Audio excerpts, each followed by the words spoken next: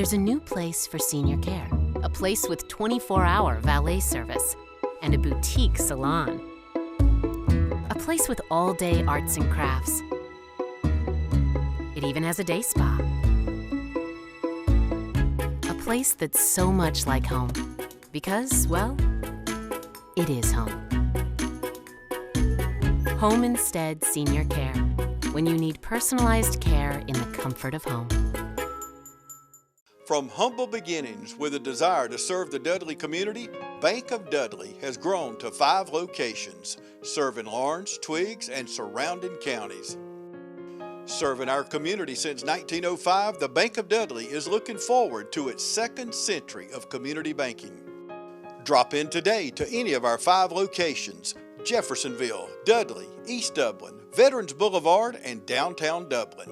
Bank of Dudley, member FDIC, and an equal housing lender.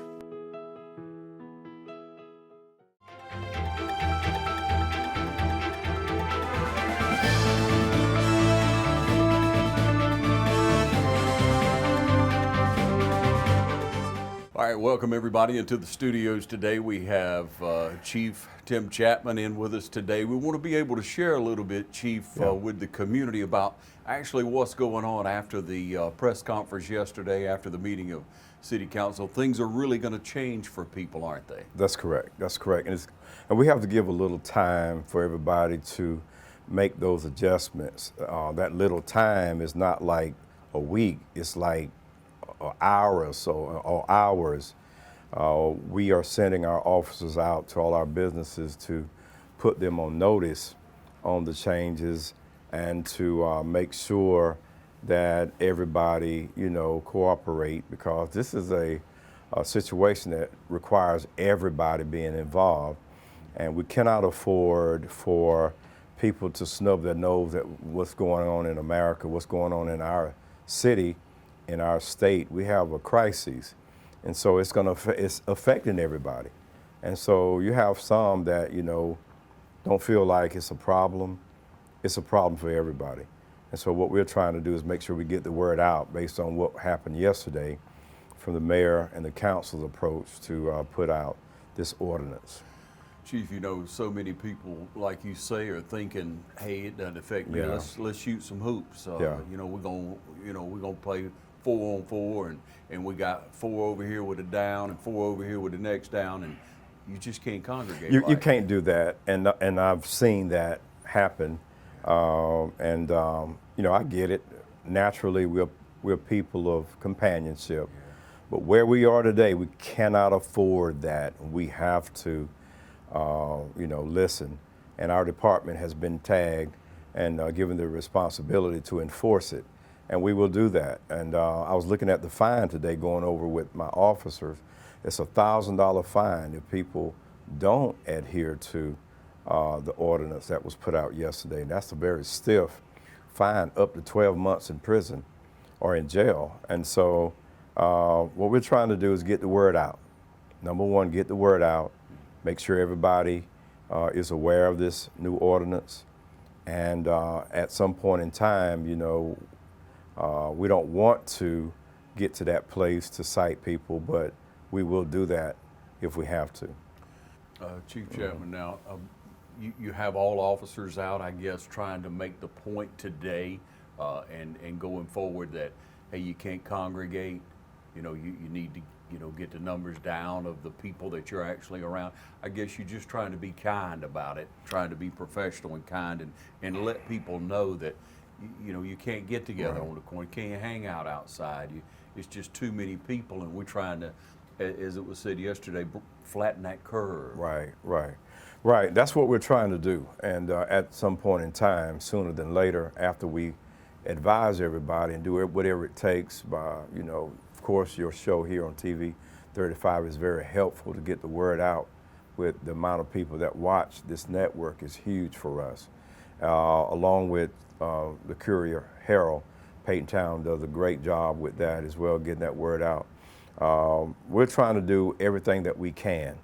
After that, we will, be forced to cite people if they don't listen, because this is a very serious situation. Yeah. And being at the point where we're having to shut down shops, we're having to shut down businesses, you know, people's livelihood at the barber shop, the beauty shop, you know, their massage therapy places, that's Correct. their living. It's Yes. tough. Yeah, we have a team dedicated to helping our seniors, and I want to come back to that. But right now they're out getting the word out, carrying the ordinance with them, give them a copy of what that ordinance says, and make that face-to-face contact with them, showing our customer service and commitment to keep Dublin safe, but yet also deliver a warning. After this will come a citation, and we don't want to do that, but we're going to do that. We got to do whatever it takes to keep us safe, number one. I'm always worried about my officers. They're practicing social distancing. They're doing all those things. But yet I want them to make sure that they're safe. You have a great team, don't you, Chief? I'm very proud of the men and women down there. They're the reason why we have success. They work very, very hard to do what they do, and their dedication it surpasses your understanding. You know, what person would put their life on line, put their family at risk, because they're out on the front line. That's why we have to take this so carefully. And so it's very important to us, in other words, that they do whatever they got to do, because they got to go home. And so we want to make sure everything is done with a spirit of excellence, and we're taking all the precautionary measures that we can to make sure their family is safe and they are safe. Chief, you talk to people all over the United States, Yes, sir.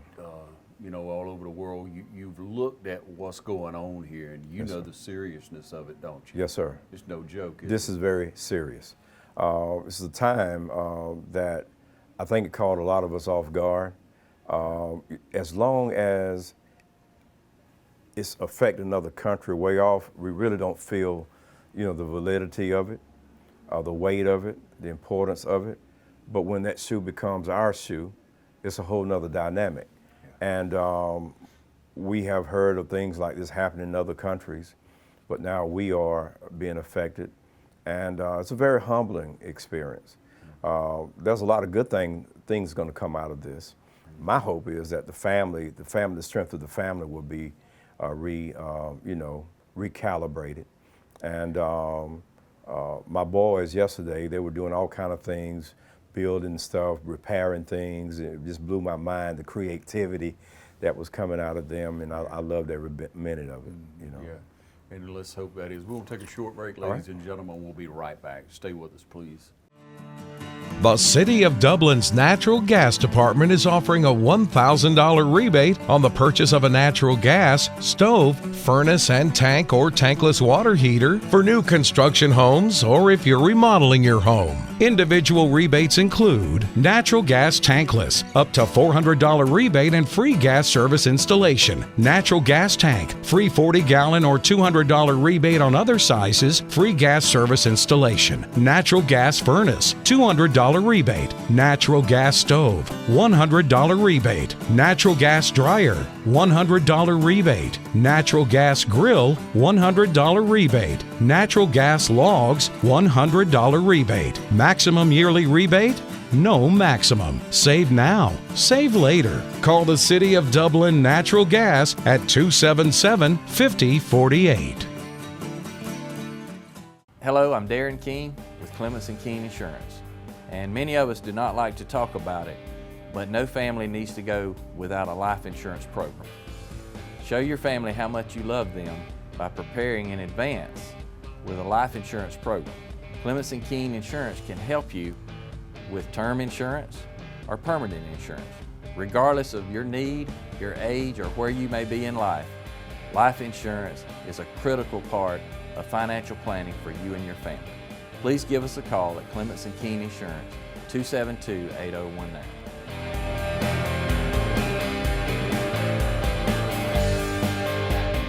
I'm Heath Richter, and we just want to invite everybody to come on down to the Houston Clinic and check us out at our new facility. We've been in Dublin for a while now, obviously, but have a new office here, and we'd just like you to come down and see some of the new stuff we're offering. And if you need to get checked out, we'd be glad to do that for you. We've got able to do some ultrasound-guided injections now, and physical therapy, and just a little bit better space, so hopefully we can get you in and out of here a little bit quicker. Come by and see us today at our brand new location, the Houston Clinic, Medical Drive in Dublin. It's Chevy Truck Month at Dublin Chevrolet. Drop by Dublin Chevrolet for our tremendous Chevy Truck Month savings. Drive this Traverse for only $29,995. At Dublin Chevrolet, you get more truck for your money. And more money for your truck. Drive the new Blazer for only $31,900. A great deal doesn't take luck just to visit the Dublin Chevrolet. Call, click, or come see us. Dublin Chevrolet, the only dealer you will ever need. Where's my green jacket? All right, back with you, Chief. You mentioned earlier about seniors. I've heard some great stories of what you guys are doing Yes, sir. for senior adults. Yes, sir. Well, in times like this, it's so easy to forget a portion of our community. I don't believe I've seen that here. I think everybody has really had our seniors, in the forefront. We took it to another level. We want to make sure that, our seniors, who some of them may not be able to get out to go to the grocery stores and pick up a prescription. At the beginning of this, we made it plain that we were going to do it, and we've done several of these things for our citizens, and see the joy on the officer's face is priceless. We had one person to leave the money under the doormat, and we have our protocol how we do that, and to get that to the grocery stores or to the pharmacy to pick up their items. We had great help from our city manager, looking at better ways to relieve the stress of signing for certain things. We were able to do that. To make sure our seniors they get their medication. So, in a time of darkness, you think about the Bible, a lot of good things were created in dark times. Mm-hmm. And so it's a good way to really show love once again, and to be there to serve our community in a better way. So there's some seniors out there who don't want to call, but they're going to get to the point where they need to. Yeah. How do they get in touch with you? Well, that number is 478-277-5023. That comes straight to the police department. So we have someone manning that line, and that we can get that out to our officers ASAP. Yeah. What do you need from the community? I know we need to adhere to the ordinance, mm-hmm. but in helping people, what do you need from the community? Well, if you have something to share, and if you want us to come get it, to take it to somebody, we would do that. In fact, we had a donor to donate several bags of dog food to make sure that our seniors would have that, and those that were in need. Mm. And that was huge for our community, that someone would share, what they had to give that out. And as I said, it's a dark time, but it's a time that a lot of good things will come from this dark situation, to show the strength of our community and the strength of our leadership. Our city manager has been working around the clock trying to make sure everybody else is taken care of, and to make sure that I have the resources that I need to make sure that our officers are safe, and he's done every bit of that. And I'm very proud of our mayor and our council making sure that everybody's working together and to support one another. But we need our people to listen and to take this thing seriously, because it's going to affect everybody. Yeah, it already is, isn't it, brother? But we don't want it to hit that. Just keep raising on that curb. So you got to do your part, ladies and gentlemen. Now, Chief, you talk about city administrator, the city manager, Mr. Jones, and I went down the other day. He had the prayer meeting, had the prayer vigil in the community. I went down to make sure everything was set up there, and who was watching the front door to let people in but Lance Jones. That's right. That's right. And I said, well, you just do it all. He said, hey, we're doing whatever we have to do right now, but that's not my job is not a slogan that anybody knows around here. We all, and it seems to just penetrate throughout. Right. Whatever needs doing, you got to do it, don't you? Whatever you got to do. You really don't know what type of leadership you have until your leadership has been tested. And it's time to really think way out the box.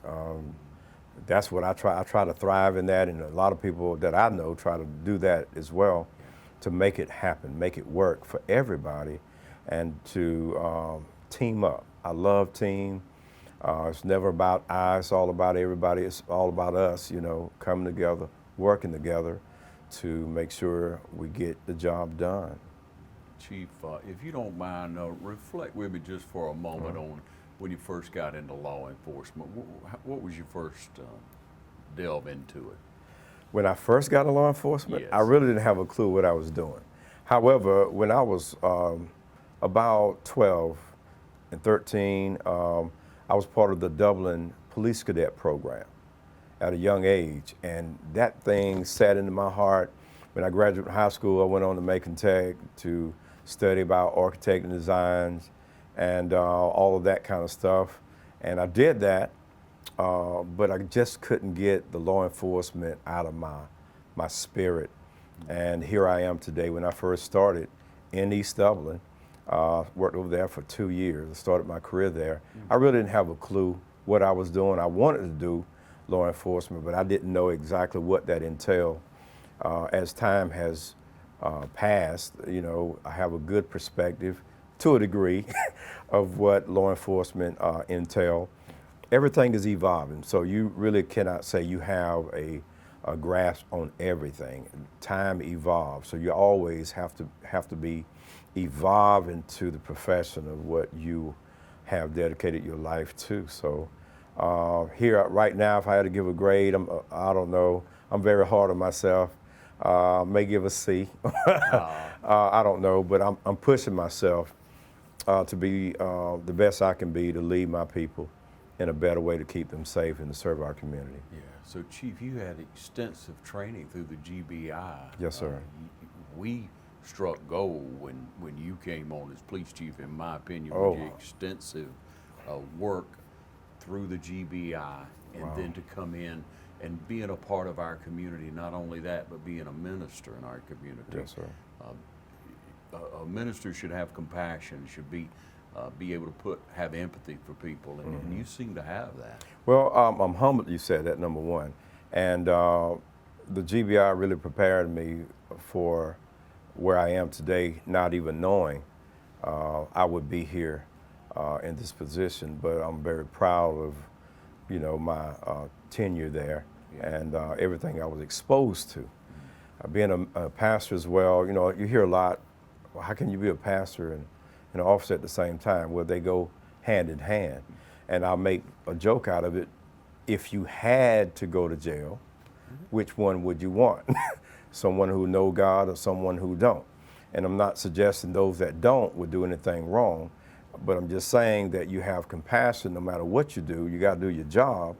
You're going to do it because that's your profession, but yet you're able to talk with that individual, share with that individual. There's a better way of life. There's a better way of making decisions, but without hurting people or robbing somebody. So it's a platform for me to be able to shine a light in a dark situation and to also introduce that person to Jesus Christ. And so I feel like I'm blessed to be able to do both jobs, you know. Here with Chief Chatman, we'll take a short break and be All right right. back. Stay with us. Dublin-Macon Cardiology, celebrating over 14 years of serving Dublin and Lawrence County. At Dublin-Macon Cardiology, we're always committed to taking care of you and your heart. Bringing state-of-the-art cardiac care closer to home with a walk-in chest pain center. New patients are always welcome and no referral is ever required. Dr. Vega is proud to announce the addition of Elise Rotrammel, a nurse practitioner, to our staff. Drop by today at Dublin-Macon Cardiology, 206A Hospital Drive in Dublin.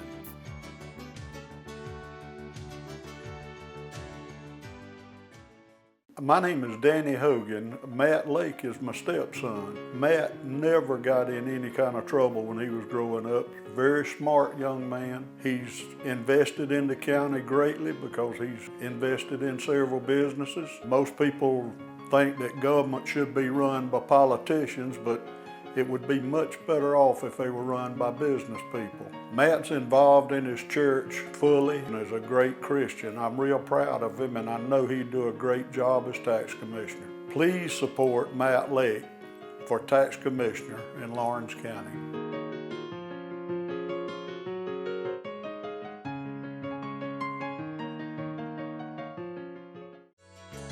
Community Bank of Dublin, Lawrence County is here to help you with all of your financial needs. Our team knows what it takes to make life easy and convenient and will help you get set up with our mobile and online banking. We founded Community Bank on common sense banking and a dedication to help people just like you. Our lender, Amy Thompson, loan officer, Gail Rainey, along with our Assistant Vice President, Ryan Lastinger, Executive Vice President, Brian Bazemore, and President CEO, Chuck Harwell, know what it takes to make life easy and convenient and can help you with loans for almost everything, from your automobile, home, land, or any financial goals you have. Come visit us today. Community Bank of Dublin, Lawrence County, where common sense banking never goes out of style. I thought I'd lost my business in that fire, but my agent was there before the flames were out. He said, together, we're going to rebuild. Our employees depended on it. My independent agent and auto owners made sure we didn't skip a beat. I mean, we didn't miss a single payroll. For whatever lies ahead, we're always there. Curry Maffett Insurance, now located in downtown Dublin. Call 272-1234. Chief, you talk about being able to relate to people, witness to them. That's just love. That's love. Yeah, it's just love. Yeah. The Lord teaches us that, and you being a minister, you're able to share that. Yeah. You had a lot of great influence in your life. I'm told some great stories about your grandmother. Yes, sir. Man, it warmed my heart to hear about her. Lizzie? Yes, Tillman? yes. Yeah. Ma Lizzie is everybody know her as Ma Lizzie. Right. She raised several people, the Burke brothers, Burke Entertainment, Vic and Van, Vance as well, all three with my all seven of my brothers and I. That's 10 boys, no girls, 10 boys in one house. And, you know, we had a big family, and our family was very close-knit, the Burkes, as well as others. You know, we were so close. But I was raised without a father. My mom, Cora Chatman, she raised us, along with my grandmother, with no aid of food stamps, no aid of child support, no welfare. That's real. And she worked several jobs, Super Duper Brown's Furniture Company, Lawrence Hardware, and she met her mentor that helped her, direct her, she was a nurse, to coach her to become what is called a candy striper. That's an aid. Then she continued to impart in my mom's life. And my mother listened to her mentor. She went back to school to become an LPN. And she worked hard at Claxton Hospital, Lawrence Memorial Hospital, and now Fairview Park in the ICU ward and CCU ward. She trained a lot of nurses. And she's gone on now to be with the Lord. And I can only imagine, brother, you know, when we think about matriarchs, patriarchs in our family, but I want to take it back to the story of a friend of ours, James Holder. Yes. Had the conversation with him. 13 children born, 10 of them passed because there was no nutrition in the milk that the mom was giving him. He was one of 3 to live. Look at what he's done.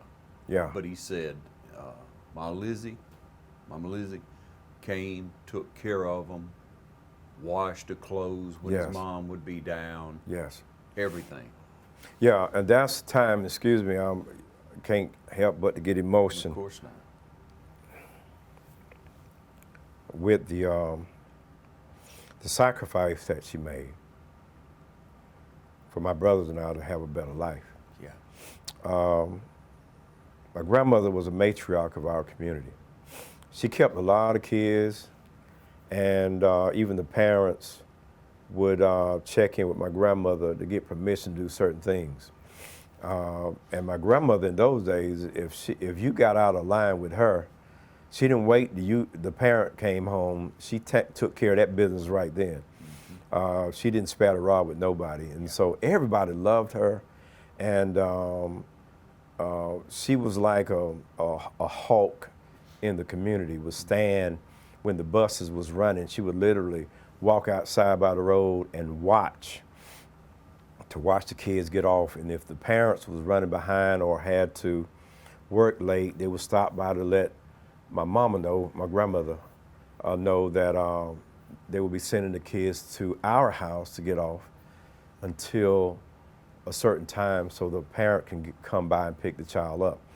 You know, when that group of people died off, those Ma Liz's in the community, the matriarchs in our community, we lost a very valuable asset. And we can see now the breakdown of our family. Look how our children, some of our kids are acting in the streets. You know, children have raised themselves with no boundaries, no respect for themselves. How can we expect them to have respect for others? They don't know that. And that's not an excuse, but that is the result of the breakdown of family ties and, you know, respect. Yeah. And so I believe, I'm an optimist. I believe that we can get that back through education and mentoring, through prayer and doing the hard work. You got to have the work. You got to have the work. You can pray all you want. God is not going to come down and do it himself. He even told us, you know, salvation is free, but you still got to work it. Work out your own salvation. He gives you faith, but he also said you got to work your own faith. Faith without works is dead. So that's a work that we got to do in our community to get us back where we need to be, you know, as a community as a whole, loving one another. And I've seen the demonstration of love in these past times that, you know, I'm really celebrating.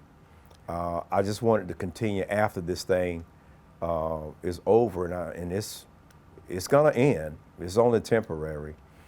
And we can share the stories, what did we do to cope, what did we do to survive and encourage and help one another. And so right now you need to, ladies and gentlemen, you need to reach out to that young person that you've been trying to encourage. You got a cell phone, they got a cell phone. FaceTime them if you need to. Get in and speak to them. Don't just lay back and say, well, we can't go see them, we can't go to church. You can reach out to them, and now's the perfect time because you got to be at home. You got to follow the curfew. You've got time now to reach out, and don't lose that network of people. Build it. Look for it as an opportunity to encourage them. Send them a word, right? That's right. That's right. It's an opportunity to use social media, all the platforms that are available. You mentioned church. You know, doing streaming church on our social media outlets is huge right now. Drive-in church. You can stay in your car.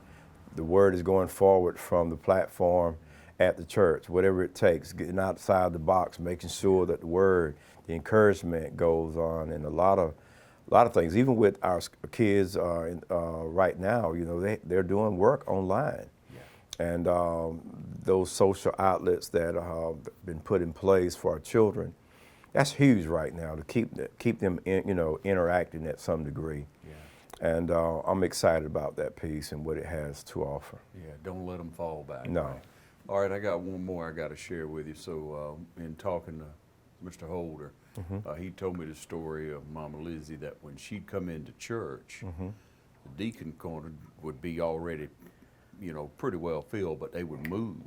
That's right. For Mama Lizzie to sit down. Now at that time, you know, women, you know, couldn't just come in and, that's right, and do what women can do today. Right. So that really spoke volumes to me. That I can see it right now. Door, I can see it right now. My mother, I always call her my mom because I was closer to my grandmother.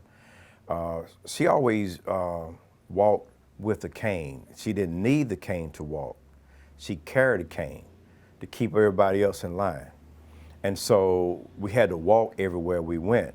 So if a dog came out, she'll swing the cane, push the dog back. She had all her faculties, even to the time she died at 104 years old. And so in church, we walk into Green Grove Baptist Church, which was located on Linda Street in Woodard at the time. And when we walked in, she would make me come up to the front. I had to sit at the front of the church. Couldn't sit at the back, sit at the front. So when she got to the deacon board corner, she would use that stick and tell them, move over, move over. And everybody had respect for her. And they would slide over, and she had a seat that she would sit in every time she come to church. So that was huge. And yes, at the time, some people may not can feel the validity of that. In that time, women were asked not to say much in church, very dominant in the church, all of those things. And she sat in the deacon board side, not the mother board side, where the deacon sat, all the men. She was the only woman that sat there. And yes, Mr. Holder was right. And she didn't take no for an answer. She was asking you to move down. She was telling them to move down. And so that shows the respect, the level of respect that our community and the men for that community have for my mother. Yeah. And so let's, if you don't mind, share with me a lesson that she taught you. Yes, sir. Share with me something that she would say, something, you know, we can look at our grandparents and something that they told you, a life lesson. Two things in particular. Always be careful how you go up. When you go up and treat people wrong while you're going up, you'll see those same people as you come down. That always stuck in my spirit. The next thing that she would always tell me is always treat people with respect, but also demand respect at the same time. And the third thing, on third tier in my imagination or in my heart, is when a person show you who they really are, they're not lying. Now, I wear that very close to my heart. And that's just the statement of wisdom, being able to read people and understand who you're talking to. That's something that was passed down from her father and her mother, who were slaves. And she's a daughter of a slave. When she died, she was 104 years old. And she shared a lot of wisdom with us, a lot of wisdom with us. Some in particular, we didn't know that it was true or not. Her father fought, I believe, in the Civil War. And she would talk about a gun that he had, a musket. We didn't think it was real, that she was telling the truth. And she had the bayonet. She would always show us the bayonet. But when my uncle died, he had it in the corner in a room designed for keepsakes in the room, and the musket loader was there. My grandmother was alive when I recovered it. And I walked in the house and showed her, I just walked in the house with it. She says, that's my father's gun. And I have that gun right now in a safe place. And she passed on so much wisdom, things that happened in those times. And she outfitted us with a lot of wisdom to make us be able to flourish in today's society and to be able to treat people with respect, but also demand respect at the same time, with love. And that's all I know, helping one another, helping people. And that's what she did. That's what my mom did. She never turned nobody away. Matter of fact, my mother, when it wasn't popular, she would feed so many people around Thanksgiving. Before we could eat, we had to feed over 100 people, put the food on the truck, and take that out and be able to give it to everybody. When my boys was young, I would take them ride on the back of the truck to give this food out and to sit down and talk about why that's important, to be able to share with everybody. Some people can't help the condition that they are in. Some people, they are the result of a decision that they made. However, she showed love to everybody, and that was huge. Yeah, what an example of Christ. Yeah, non-judging, but still firm. Right. Yeah, and so we see you in the community, no matter where I see you. I can't see you in the gym lately, but you know, around wherever I see you, you greet people with a smile. You have a great attitude. You have a very giving a heart, but at the same time, you mean business. Yes, sir. I love people. I'm a people person. Right now, it's killing me, not the hug and all of that, but we got to do that. But that's just my nature. I don't meet a stranger. You know, I watch my children. They're the same way. And I love that because at the end of the day, we're all about helping somebody. We never know when we would need help, but what we know is to give that help, and that's just our calling. Yeah, and so you want to help people follow the rules. Yeah. You want to help people follow the new ordinance. We cannot assemble. Shops got to shut down. Non-essential, got to stay home. That's the rule. That's the rule, and we've been given that responsibility to carry it out. We will do that. We are on patrol. We will do our job. We don't make no apologies for that. But we're here to show patience. We're here also to help, but we also are focused on protecting one another, and that's what we're going to do. Yeah. Yeah, we appreciate your service, appreciate what you all are doing. Thanks, we pray sir. for your safety. Thank you. And your sanity in this time, because it gets tough. Patience, patience, patience. Yeah. Chief Tim Chatman, everyone, thank you again.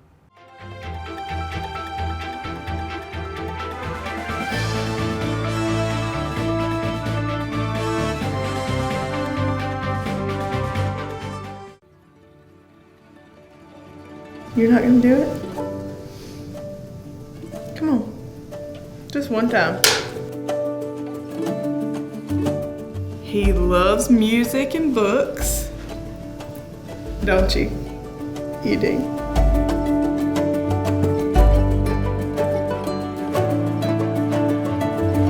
So I remember right before I was went to sleep, I was just praying, you know, and I was like, God, please don't let me wake up to bad news about my baby. It was just a huge blessing because, you know, I mean, I've never met these people before. This is my first child, and I mean, they were like family. What would you say to one of the nurses if they were here now? Why'd you hold that? Because there is one over here. Oh.